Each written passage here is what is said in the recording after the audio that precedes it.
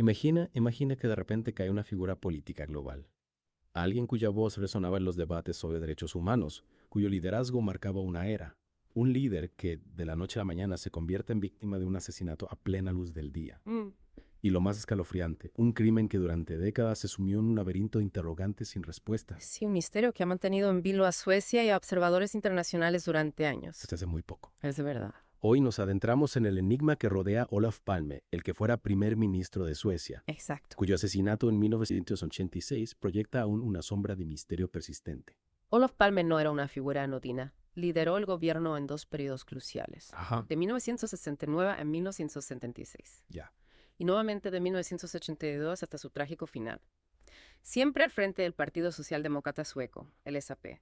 Las fuentes a nuestra disposición nos permiten trazar un recorrido detallado por su vida, desde sus raíces hasta el profundo impacto de su política a nivel global. Y, por supuesto, las complejas pesquisas que siguieron a su muerte. Ok, vamos a desarrollar este caso. Para comprender la magnitud del enigma, es crucial examinar los cimientos de la vida de Palme. No era un recién llegado a la arena política, precisamente. Ciertamente.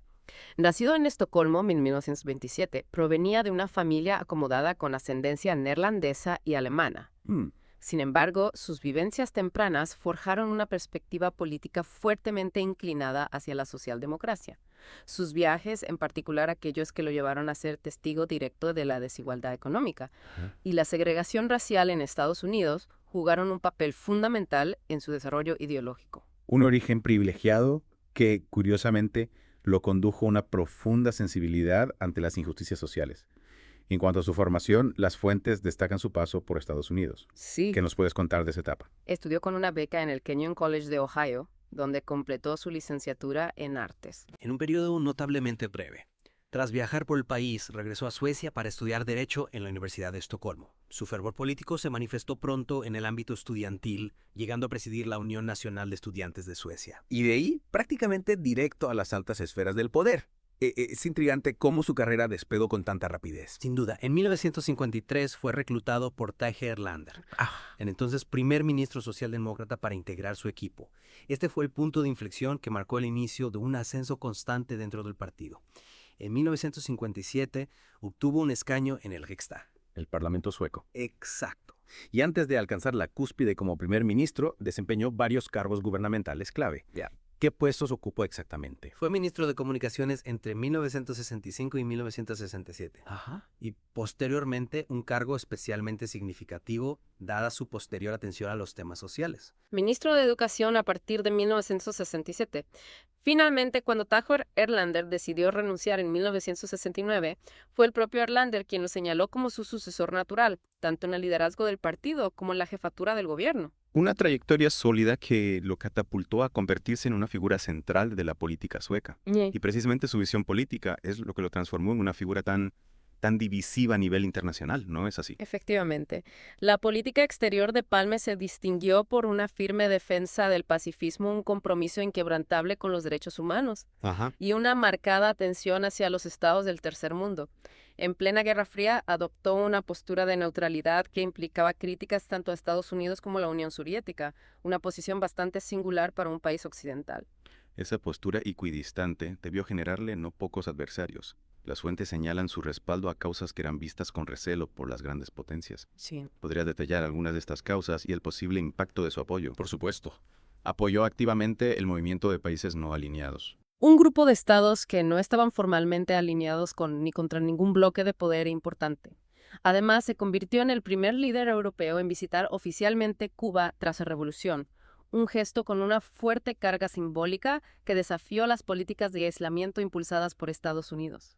Su firme oposición al apartheid en Sudáfrica, que incluyó el apoyo al Congreso Nacional Africano, también le granjeó el reconocimiento de muchos y la hostilidad del régimen sudafricano. Y su activismo no se limitó a estos escenarios. También se involucró en la defensa de la transición democrática en España. Correcto. Un momento crucial en la historia reciente. ¿Cómo se manifestó ese apoyo? Su compromiso con los derechos humanos se tradujo también en que Suecia se convirtió en un importante receptor de refugiados políticos bajo su liderazgo. Incluso llegó a mediar en la guerra entre Irán e Irak a petición de las Naciones Unidas, lo que ilustra su influencia y el respeto que inspiraba en la escena internacional. Un liderazgo con una clara proyección global.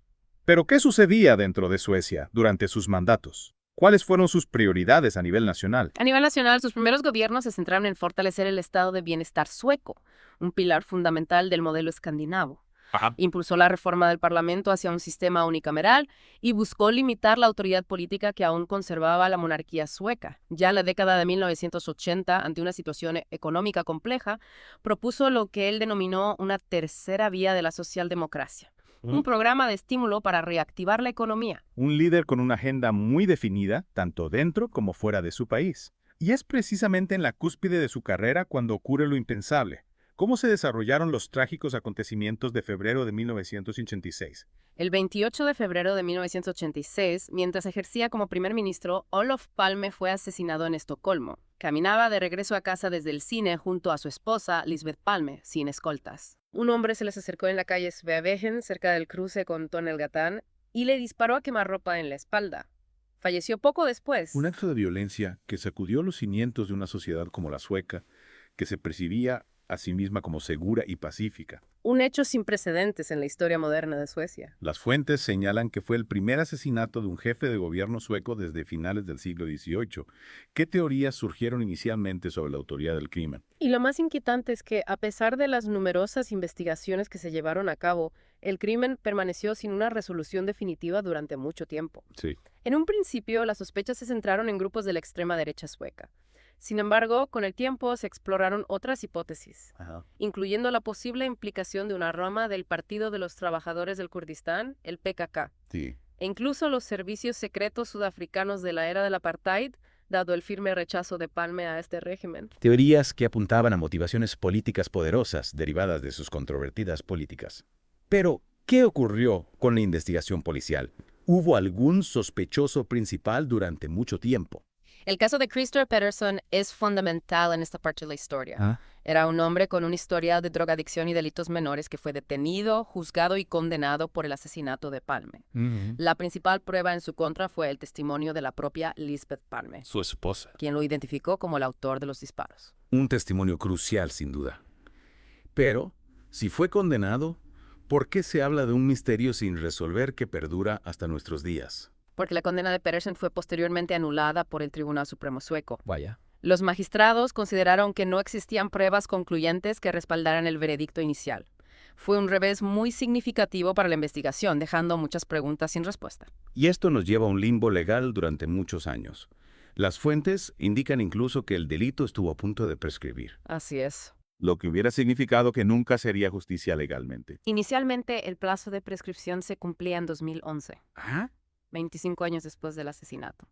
Sin embargo, en 2010, el Parlamento sueco tomó la decisión de extender los plazos de prescripción para delitos muy graves, evitando así que el caso Palme quedara impune legalmente. Esta decisión subraya la excepcional gravedad que se le atribuía al caso. Una medida excepcional que refleja la importancia y la sensibilidad de este caso para la sociedad sueca. Y entonces llegamos a un punto que parecía impensable hasta hace poco, una revelación que sacudió nuevamente el caso. En junio de 2020, el fiscal jefe Christer Pettersson hizo un anuncio que conmocionó al país. Identificó a Stig Engström, conocido como el hombre de Skandia, Hombre de Skandia. ya que trabajaba en el edificio Skandia cerca del lugar del crimen y fue uno de los primeros testigos, como el probable asesino de Olof Palme. El hombre de Skandia. Alguien que estuvo presente en la escena y que incluso testificó. Es un giro de los acontecimientos realmente sorprendente. ¿Qué motivos se barajaron para que Engström cometiera asesinato? No es. La investigación llegó a la conclusión de que Engström tenía motivos, conocimientos de armas y un comportamiento sospechoso durante y después del asesinato. Sin embargo, como Engström falleció en el año 2000, no fue posible presentar cargos formales contra él. A pesar de esto, la Fiscalía cerró oficialmente la investigación, dando por resuelto, aunque sin una sentencia judicial, el misterio del asesinato de Palme. Así que, aunque se haya identificado a un probable culpable, nunca habrá una sentencia judicial definitiva. Es un final agridulce para una investigación tan larga y compleja, dejando una sensación de cierre incompleto. Efectivamente. Se cierra un capítulo, pero la certeza legal nunca llegará.